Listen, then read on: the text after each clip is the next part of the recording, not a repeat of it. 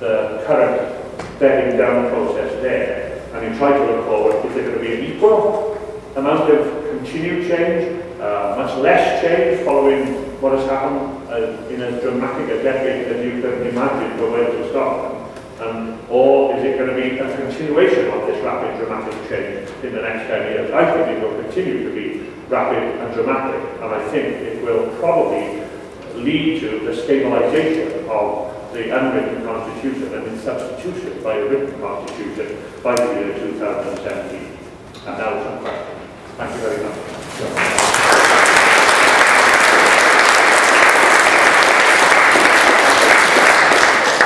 Okay, can I have an indication of who would like to ask questions? We've got, I think we've got about 15, 20 minutes or so. So can I see a few hands? Okay, I can see 3 hands before. Right, okay, right, well, I'll take, I think I'll take 3 questions. Yeah, fine. Okay. Okay, so start down here. Thanks. On Barnet, and I'm quite sure how some people were prepared on this, but before we had Barnet formulas, I've forgotten that we had a Goshen formula starting, which, if I remember rightly, gave us an 80th so we identified the UK expenditure, which was a little bit more generous than Barnet. So if you want to move on from Barnet, see if you take what went before it, what comes after it might be even worse or something. Okay, and yeah, I'm interested in your ideas around the notion of the Labour Party as consistently pro-devolutionist, because that's not been the case in Scotland. In the 1970s, they were forced into it by the English Labour Party, famously at the thing called the Battle of Dallantober, some people may remember. In the 1990s, they were forced into it because there was nowhere else for them to go to get out from under Thatcher. Now, you know, Wendy Alexander and the Labour Party in Scotland have been forced into it simply by losing the election. They fought the election made on the grounds of there being no change. So I'm kind of wondering how many iterations of devolution do we go down before we get to independence, and from your own perspective, can that process be pursued so long as political parties always look to London for leadership? And I think your own personal experience on that might be interesting. okay, and I'll go to Alice now.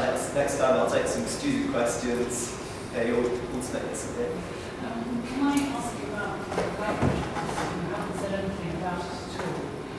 It strikes me as interesting that you raised the question about more unifying Wales in under devolution, and you've also raised the question in some ways about whether ideas are moving from Scotland to Wales. It seems to me in terms of language policy, they might move in that direction. And I wonder if you might comment about the context of democracy in Wales in the Okay. Well, I'm assuming that I was actually, there are very few experts on the Barnet formula, there are even fewer experts on the Goshen formula, but I assume it was an assigned taxation method rather than a change in UK-based departments providing the same services as were before. Now, it's really curious, there is only one academic who has written extensively on the Barnet formula, David Keel, in Aberdeen.